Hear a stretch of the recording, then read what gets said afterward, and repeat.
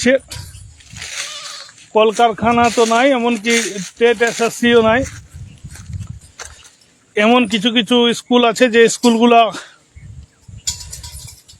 উঠাই দিতে হয়েছে শিক্ষকের অভাবে। পার্শ্ববর্তী যে স্কুল আছে সেখানে সব ছেলে মেয়ে চলে গেছে। মোহাম্মদ বিন তুগলকের মতো পরিকল্পনা এই সরকারের, কোনো কিছু ঠিকঠাক অস্তিত্ব নাই। তার ফলে আমাদেরকে সেলফ ডিফেন্স করতে হচ্ছে। ছাগল ছাড়ি গরু বাছুর এইসব নিয়েই এখন আমাদেরকে থাকতে হচ্ছে।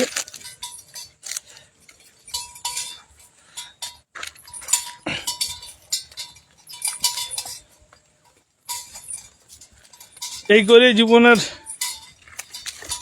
46টা বছর অতিবাহিত।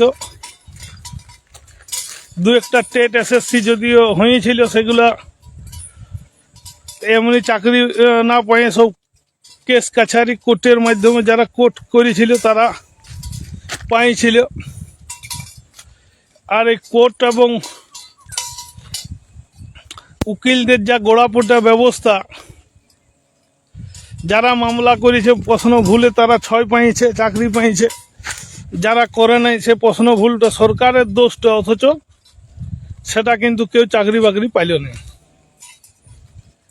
আমি ব্যক্তিগতভাবে 2006 সালে উইলিং ক্যান্ডিডেট হিসাবে 9 সালে ডাক পাইছিলাম প্রাইমারি। 9 সালে পরীক্ষা হয়েছিল আমাদের জেলা ভিত্তিক ডিপিএসসির মাধ্যমে। সেখানে একবার পরীক্ষা হয়েছিল শুধু 10-এর লিখিত পরীক্ষা, সেটাই পাস করে কাগজ ভেরিফিকেশন করেছিলাম, চাকরি পাইনি। কারণ তখন কোর্ট বলে দিয়েছিল পিটিটিআই অবৈধ। তারপর 10 সালে আরেকবার ডিপিএসসি থেকে নিয়োগ হয়, সেখানে 30 নম্বরের লিখিত পরীক্ষা হয়েছিল, সেখানেও পাস করলাম কিন্তু চাকরি পাইনি। কোর্ট রায় দিয়েছিল যারা 2010 সালের 31শে ডিসেম্বর পর্যন্ত মামলা করেছে একমাত্র তারাই চাকরি পাবে। তাইলে মামলারও একটা ডেট দিয়ে দিয়েছিল, এত তারিখ পর্যন্ত যারা মামলা করেছিল তারা। তাহলে যারা ফেল করেছিল, যারা কল পায় নাই, তারা মামলা করে চাকরি পাইল। আর আমরা যারা পাস করেছিলাম 10 সালে লিখিত পরীক্ষায় ভাইবা দিয়েছিলাম যে সরকার বাধ্য চাকরি দিতে, কিন্তু আমরাকে দেয়নি। কোর্ট সব কিছুর মূলে কোর্ট, কোর্ট করলে চাকরি, না করলে নাই। এমন একটা সরকার 15 বছরে দেখিলাম যে সরকারের একটা নিয়োগও কোর্টের বাইরে হয় না। যারা 14 সালে টেট পাস করেছিলাম তারাকেও কোর্ট করে চাকরি পাইতে হয়েছে 19 সাল পর্যন্ত। কখনো খামখেয়ালিপনা রায়, কখনো বলছে পিটিটিআই অবৈধ, কখনো বলছে বৈধ। ডিএলইডি করাইল সরকারি 10 সালে,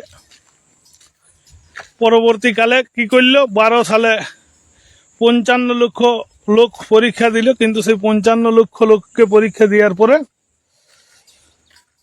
দেখা গেল যে পিটিটিআই বা ডিএলইডি যারা করেছে তাদেরকে পাস করানো হয়নি ইচ্ছা করে। যেখানে পার্থ চ্যাটার্জি নিয়োগ দিচ্ছে, যারা কোর্ট করাচ্ছে, উকিল লিস্টের পর লিস্ট জুড়িয়ে দিচ্ছে, পরে পরে যাদের যোগাযোগ ছিল তারা সবাই সেই লিস্টে নাম নথিভুক্ত করে চাকরি বাকরিগুলো পায়। এসএসসিতে দেখলেন যে এসএসসি কোর্ট কাছারি 26,000 ঢাক এবং ঢাকি দুটোই বিসর্জন হয়ে গেল। এইরকম ভাবে একটা রাজ্য পরিচালিত হইল। কলকারখানা তো দূরস্থ, নিয়োগ নাইয়ের মতোই। এখন দেখছি সিএম ম্যাডাম নিজে বলছেন যে পুলিশও তার কাছ থেকে সরে যাচ্ছে। এইরকম অত্যাচারে সবাই সরে যাবে। চাকরিজীবীরা আজকে সরকারের বিরুদ্ধে চলে গেছে। কিছু ভাতা দিয়ে হয়তো ক্ষণিক স্বস্তি পাইতে পারে সরকার, কিন্তু স্থায়ী স্বস্তি কোনোদিনও পাবে না। আগামী দিনে যে সরকার আসুক, সে সরকারের স্থায়িত্ব পাইতে গেলে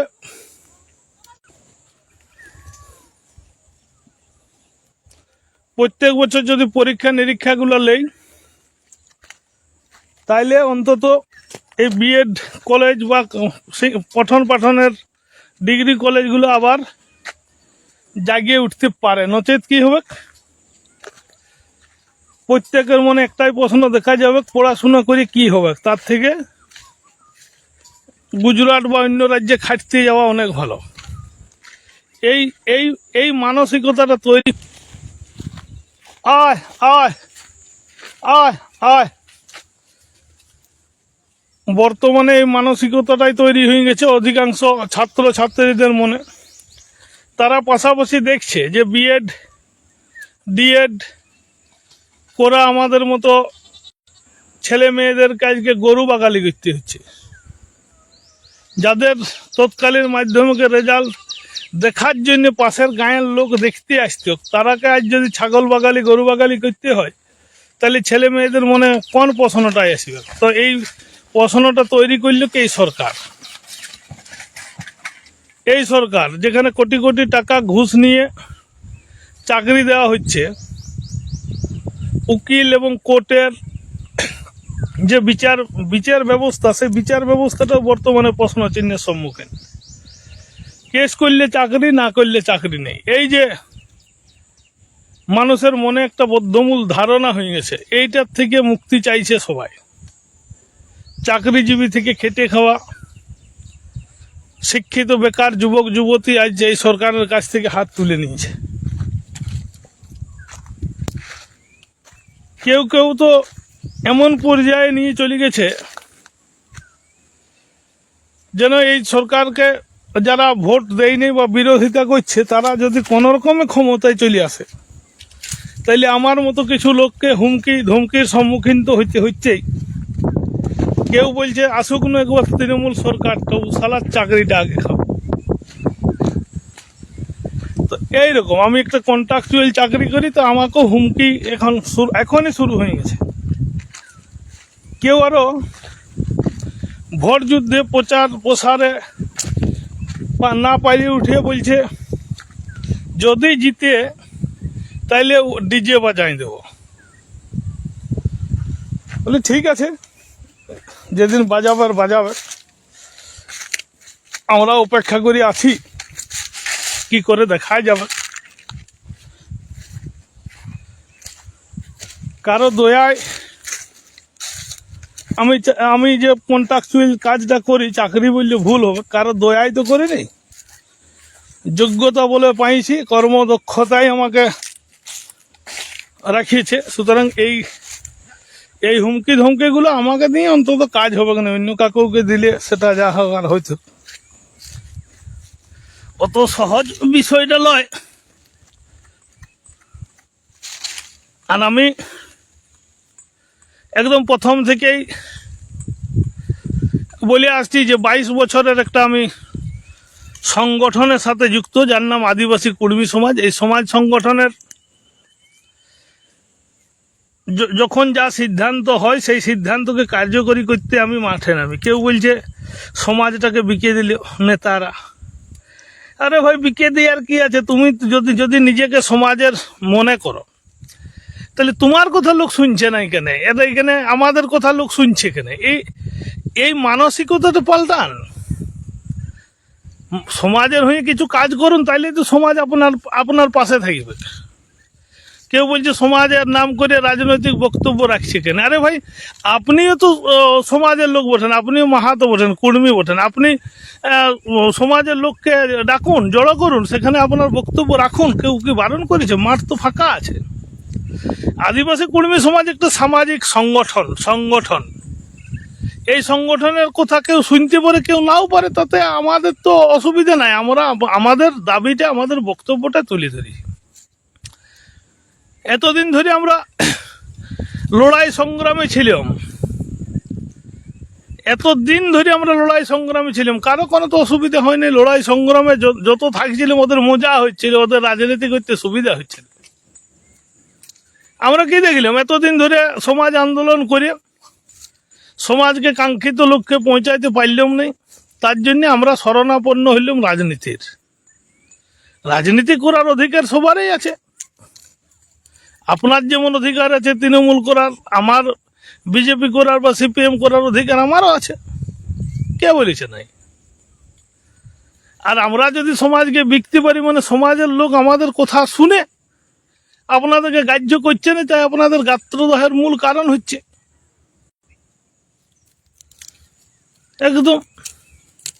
কারো তো যারা রাজনৈতিক দালালি করে, যারা তাবেদারি করে, যারা দাসত্ব করে, তাদের ক্ষেত্রে মনে হবে যে এরা ভুল করছে।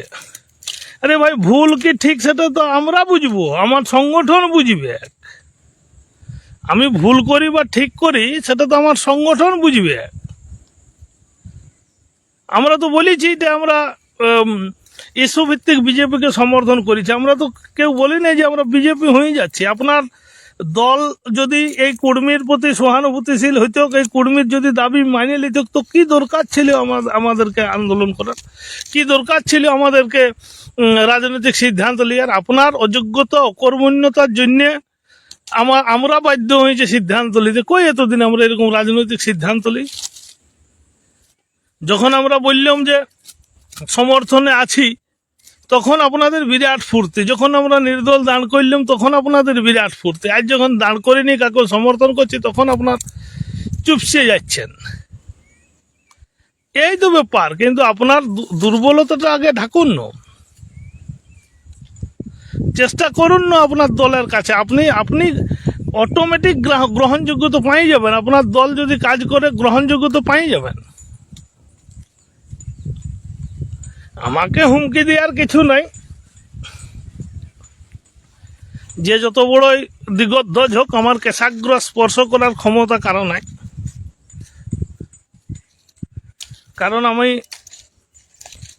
নিজস্ব কোয়ালিটি কোয়ান্টিটি নিয়ে আমি সমাজ আন্দোলন করি, নিজস্ব খরচ করে করি। এ নিয়ে আপনারা না ভাবলেও চলবে। আর ইয়ার আগে অনেকেই বলেছিল, হুমকি দিয়েছিল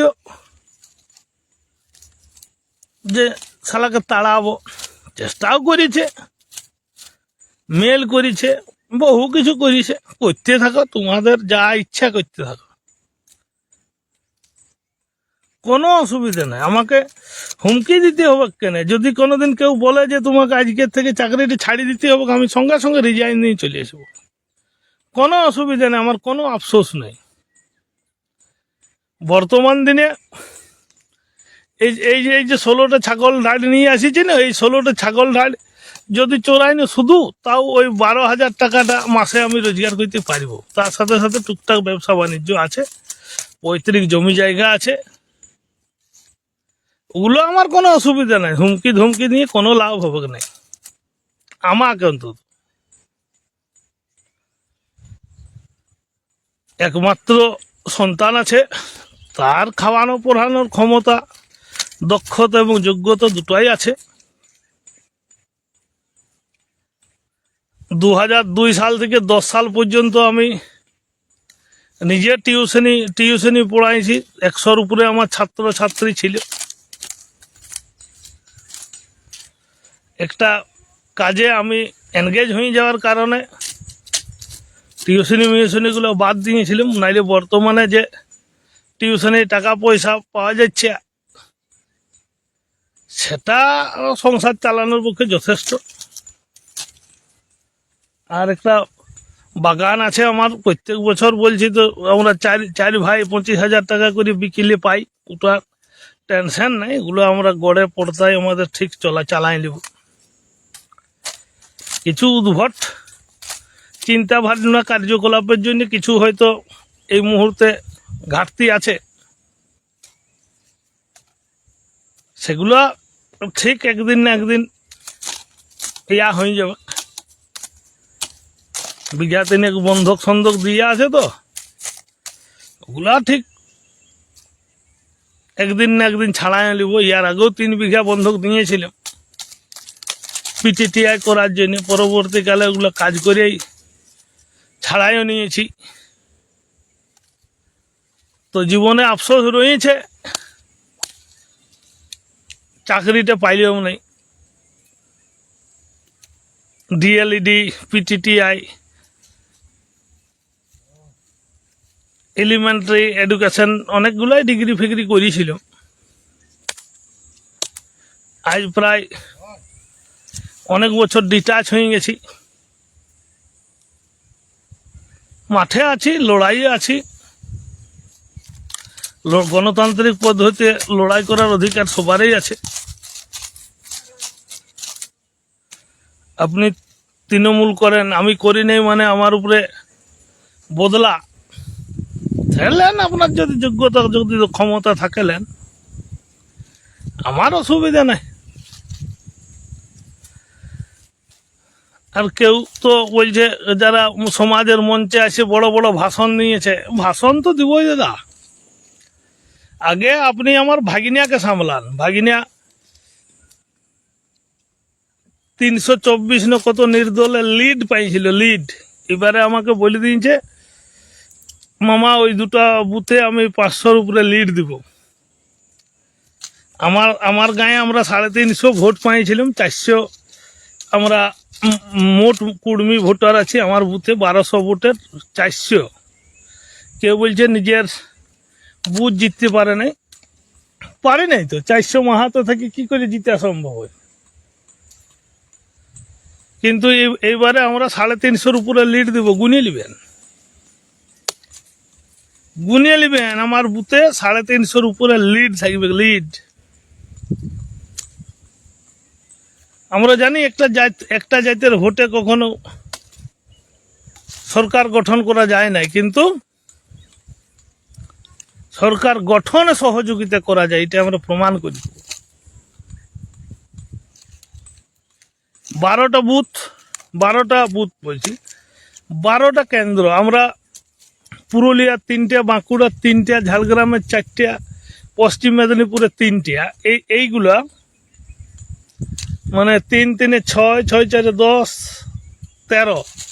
13টা। এগুলো সবগুলাই তৃণমূলের জিতিয়া সিট। আমি সেই জিতিয়াগুলো বলছি। এই 13টার মোটামুটি 10 প্লাস হয়ে যাবে। তাইলে ওটা ভাবার কিছু নাই, ভাববার কিছু নাই। যারা ভাবছেন এই তৃণমূলের রমরুমিয়া মার্কেটও এজেন্ট দিতে পারছে না, কোথায়? যেগুলো শুধু মাহাতো অধ্যুষিত বুথ আছে। কারণ সবাই বুঝে গেছে যে এই তৃণমূলকে না হারাইলে সমাজেরও পাল্টিবে না, চাকরি বাকরি হবে না, কলকারখানাও হবে না, আর কুর্মীর আত্মপরিচয় ফিরে পাবে না। কেউ বলছে যে অমিত শাহর সাথে এরা যে কথাবার্তা বলছে, ওইটা কুর্মী ইস্যুটা আসছে না কেন? আরে ভাই, সব কিছু মঞ্চে হয়ে গেলে আর বাকিগুলাকে ছাড়ি দিবে না? শুধু কুর্মীর ভোটে জিতে যাবে? অন্যান্যদের ভোট তো দরকার। এত মস্তিষ্কগুলো এত মানে কি বলি প্রত্যাহার করব, এটা তো কমন মিনিমাম প্রোগ্রামের ভিত্তিতে আমরা সমর্থন দিয়েছি।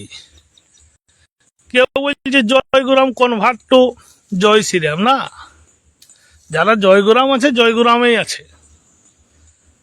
কেউ জয় শ্রীরাম বলতে পারে, ভগবানের নাম, ঠাকুরের নাম, ওটা আমার আপত্তি হওয়ার তো কথা নয়।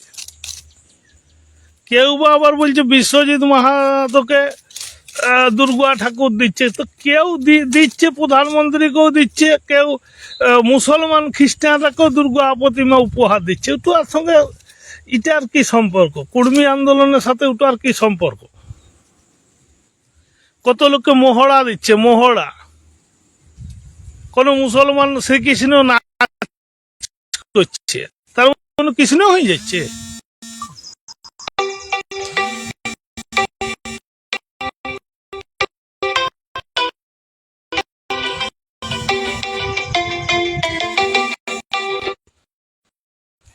ভাবার সবাই সবকিছু করবে। ভারতীয় সংস্কৃতি ঐতিহ্য যে যা মানার মানবে, যে যা পালন করার করবে। এটা নিয়ে অত ভাবার কি আছে? রাজনীতিতে সব সম্ভব। দীর্ঘ সম্পর্ক কংগ্রেস সিপিএম এর গাছ ছড়া আজ ভাঙিয়ে গেল।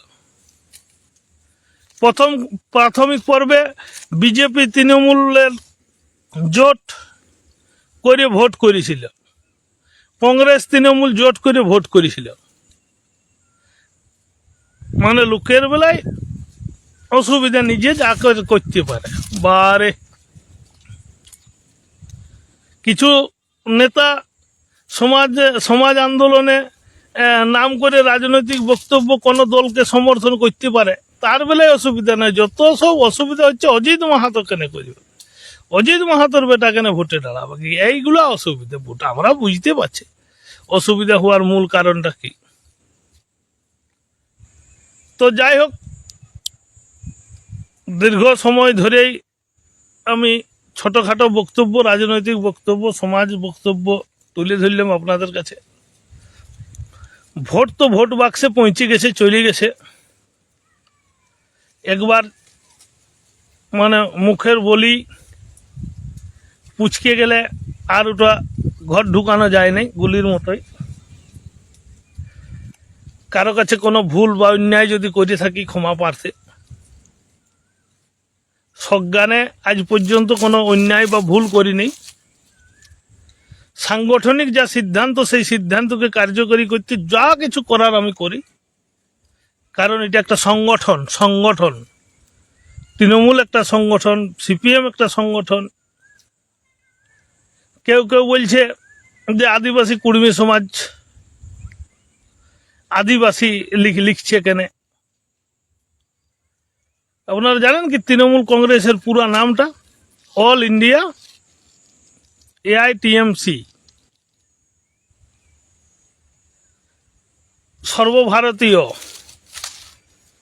তৃণমূল কংগ্রেস। ভারতবর্ষের মিনিমাম 6টা রাজ্যে, 3টা রাজ্যে 6% ভোট হইলে সেটা পাইলে সেটা সর্বভারতীয় দল হয়।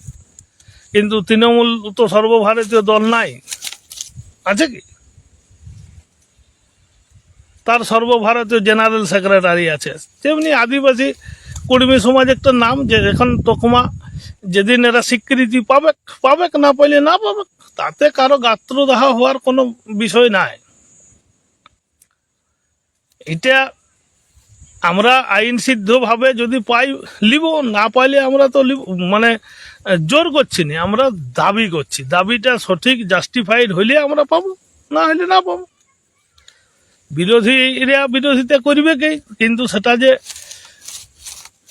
তৈরি করা বিরোধিতা, সেটা এতদিন পরে বুঝছে। আমাকে অনেক সংগঠনের কর্মকর্তারা ফোন করছে, অনেক লিস্টেড আদিবাসীদের সংগঠনের কর্মকর্তারা ভুল বুঝতে পারিছে যে না, আমরা আজ যদি এই কুর্মী আর লিস্টেড আদিবাসীরা যদি বিরোধ না করি, তাইলে জঙ্গলমহলের আমরা যে কিংমেকার হব, সেটা এতদিন পরে অনেকে বুঝতে পারছে। ভুল বুঝতে পারিবে তো গ্যারান্টি,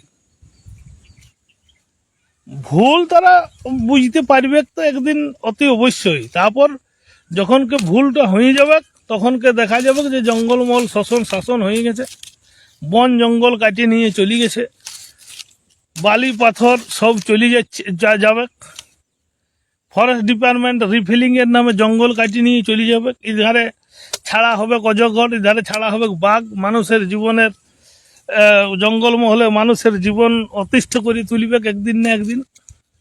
আর ওরা ফুর্তিলিতে একদিন আসবে। কাজ যেমন মুকুটমণিপুরে বিনোদনের জায়গা হয়ে গেছে, যেটা কৃষির উদ্দেশ্যে তৈরি করা। নদীপথে জল ছাড়ি দিচ্ছে, কিন্তু চাষের জন্য জল ছাড়ছে না। এইগুলো আমরা লড়াই করে সেগুলোকে আজ ঠিক ভুল বুঝাতে পারিছি। আজ সবার মুখে বলতে হচ্ছে যে প্রত্যেক বছর SSC লিব, সবাইকে বলতে হচ্ছে প্রত্যেক বছর টেট লিব, এটা বলতে হচ্ছে। যেখানে এক সময় বলেছিল সিঙ্গুর নন্দীগ্রাম 2 ফসলি 3 ফসলি জমিকে বাদ দিয়ে বাঁকুড়া পুরুলিয়া রুখো সুখো জায়গায় কলকারখানা করব, আজ তো একটাও কলকারখানা হয় নাই, একটাও হয় নাই। দূষণমুক্ত বিশুদ্ধ কলকারখানা একটাও জঙ্গলমহলে হয় নাই, হচ্ছে নাই। তার জন্য কে দায়ী? আমরা পশ্চিমবঙ্গবাসী সবদিন কেন্দ্রের বিরোধী সরকার গঠন করেছি। তার ফলে আমাদের যে কেন্দ্রীয় সরকার থেকে যে সমস্ত সাবজেক্টগুলো আসে, যে সমস্ত স্কিমগুলো আসে, রাজ্য সরকার সুচতুরভাবে সেগুলোকে বাদ দিয়ে দেয়। ফলে আমাদের ডেভেলপমেন্টে ঘাটতি হয়। আজ আয়ুষ্মান ভারত চালু নয়, জল জীবন মিশনের টাকা ঠিকঠাক দিতে পারছে না। কি বলে প্রধানমন্ত্রী আবাস যোজনার টাকা ঠিকঠাক পৌঁছিচ্ছে না। এই MGNREG এর কাজের ঠিকঠাক টাকা পৌঁছিচ্ছে না। এই জন্য দায়ী তো আমরা যারাকে নির্বাচিত করি, যে রাজনৈতিক দলকে নির্বাচিত করেছি সে হচ্ছে সম্পূর্ণরূপে গণতন্ত্র বিরোধী, সম্পূর্ণরূপে গণতন্ত্র বিরোধী। পৌরসভায় ভোট নাই, লোকাল যে বডিগুলো আপনারা স্কুল কলেজের ভোট তুলে দিয়েছে, প্রশাসক নিয়োগ করেছে, আপনার বলার ক্ষমতা নাই যে পাঁচিল হচ্ছে নাই কেন। পশ্চিমাঞ্চল উন্নয়ন পরিষদের টাকা সম্পূর্ণরূপে বন্ধ করে দিয়েছে এই সরকার। যে পশ্চিমাঞ্চলে উন্নয়ন ডেভেলপমেন্টের জন্য মানে কোটি কোটি টাকা একসময় বরাদ্দ হইতো, স্কুল কলেজের পাঁচিল নির্মাণ থেকে ডেভেলপমেন্ট হইতো, সেই PUPর ফান্ড কোথায় চলে গেল আজ? BRGF এই যে ফান্ডগুলো যেগুলো কোটি কোটি টাকা একটা পঞ্চায়েতে আসতো, সেগুলো আজ উড়ে যাচ্ছে।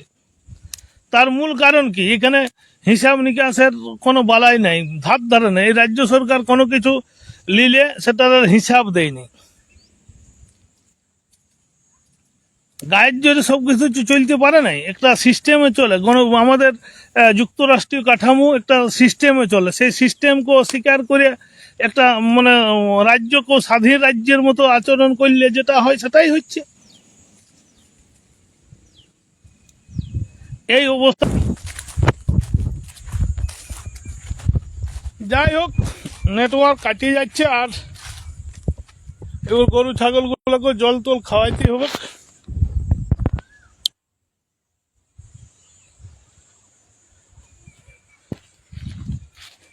এই জমির আড় থেকেই আমি আরো, এইটা হচ্ছে রানীবাঁধ থানা,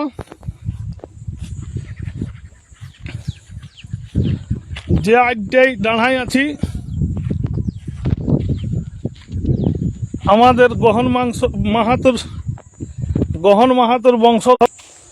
হ্যাঁ, যেটা বলছিলাম যে রানীবাঁধ, এইটাই হচ্ছে আমাদের গহন মাহাতোর বংশধরদের সেই সুদূর কদমাগড় থেকে একদম একটানা এইটাই হচ্ছে লাস্ট আড় জমির। এই যে হাঁটছি এর থেকে পুরাটাই আমাদের বংশেরই কারো এক এক এক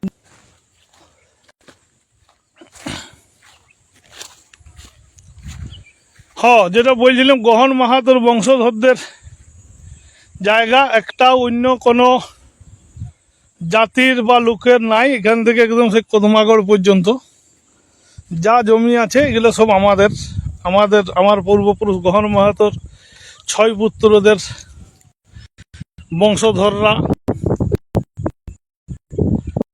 আমি 7 নম্বর। ঠিক আছে, দমে ফোন আসছে, ফোনগুলো না ধরলেও